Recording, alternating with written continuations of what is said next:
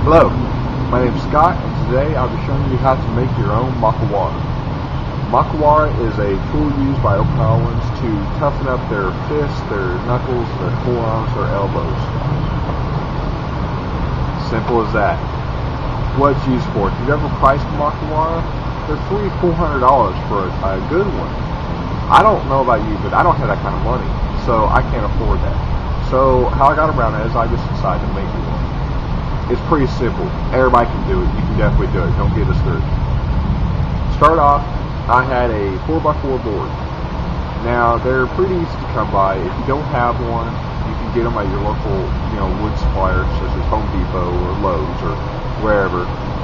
And they're not that expensive. I've seen them for upwards of $15 for a good, solid hardwood, and I've seen them all the way down to like $6 for just an old crappy board.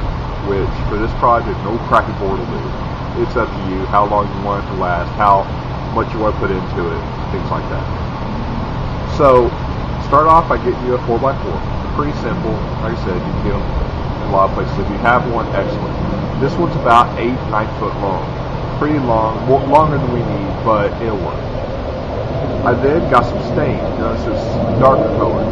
I decided that I'd go with a dark color like black, which is what this is, to help with the look of it says. But you also want to get a stain or paint it to help it survive the outdoors. Like mine is permanently fixed in my yard, so I don't want it to warp or ruin, so I have stain paint on it.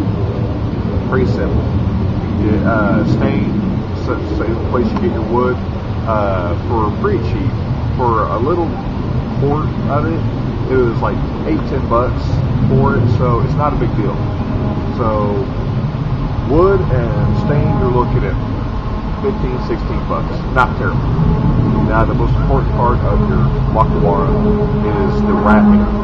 If you don't have any rope, or say you have an old seat cushion that you can take off a chair or something, anything with a pad, whatever, use your imagination. I chose rope because it's pretty easy to do, and I like the look of it. Okay, the rope you want, if you can see, I don't know if you can see it very well, but the rope is fairly soft. It's a kind of a cotton feel, so when you touch it, it's soft. I chose this on purpose. I specifically chose this rope because it is softer to touch. When you hit it, it gives a little bit of a give. You want a little bit of padding. That's what the rope does. Now the downside, don't get a rope that is like nylon or plastic that is rough and hard, because when you hit it, it's going to tear up your hands. That defeats the purpose of makiwara. That's a common mistake. You do not want to punch makiwara until you bust your knuckles and bleed. That is the exact opposite of what you want to do. I know it's probably what most people think, because I thought it for a long time until it happened. I'm sitting here punching on my makiwara at my dojo, and shattered. My knuckles just busted. Blood everywhere is a bad thing. Wasn't uncommon at my dojo. And my sensei finally told me why it happened. I was hitting it too hard too often, and my knuckles couldn't take it. That's not the point of the makiwara. It's not meant to destroy your hand. It's meant to toughen up your bones, toughen up your, joints.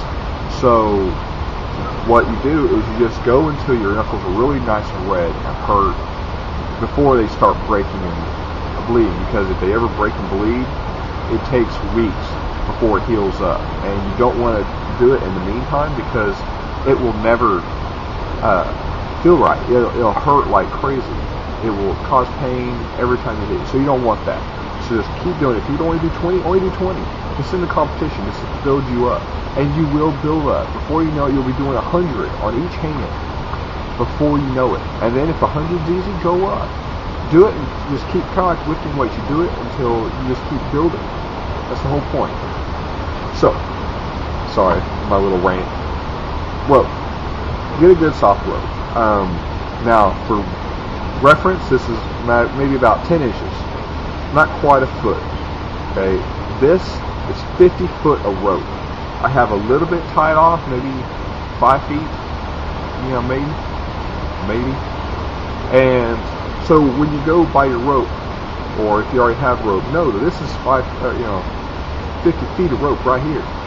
So know that. This is a fairly thick rope. It's about 3/4 inch.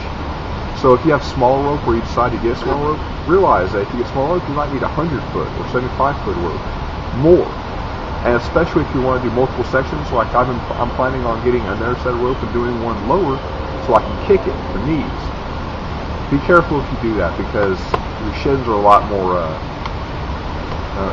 delicate to kicks and things, because you put more into it and you don't realize it. So be careful with it you kick. That's my little service warning. But make sure you get a good rope. Make sure you get enough. So if you get a spinner rope, get more rope, because it's going to take more. I have double wrapped this. I have a video on how to wrap weapons. It's the same thing. I took the rope, I started it, and I wrapped it all the way down to a good length that I knew would be good for striking.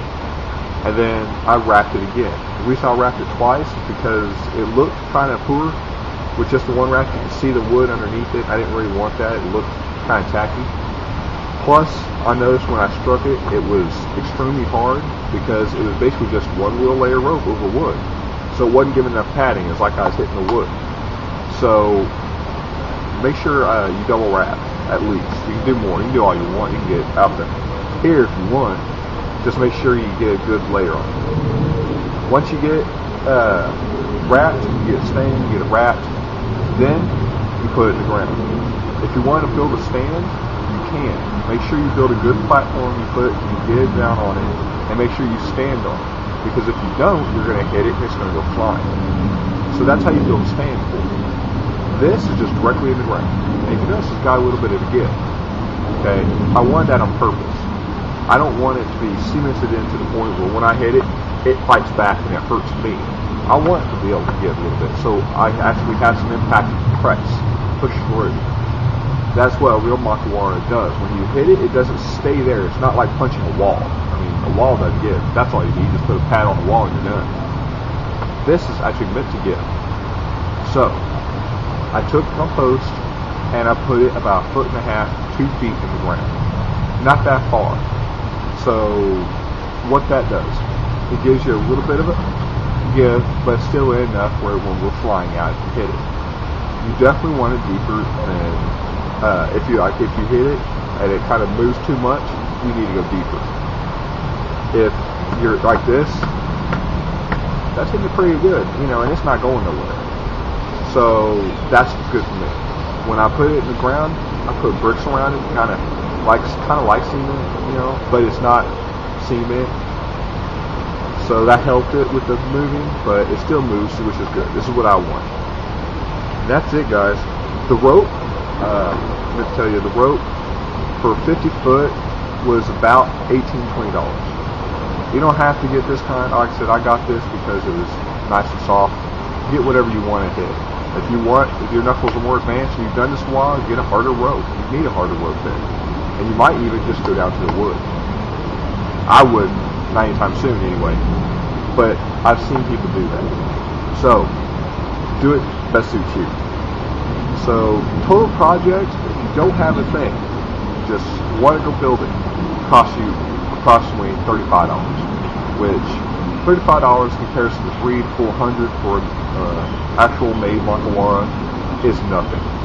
So go make your Makiwara, go pound it, and have fun.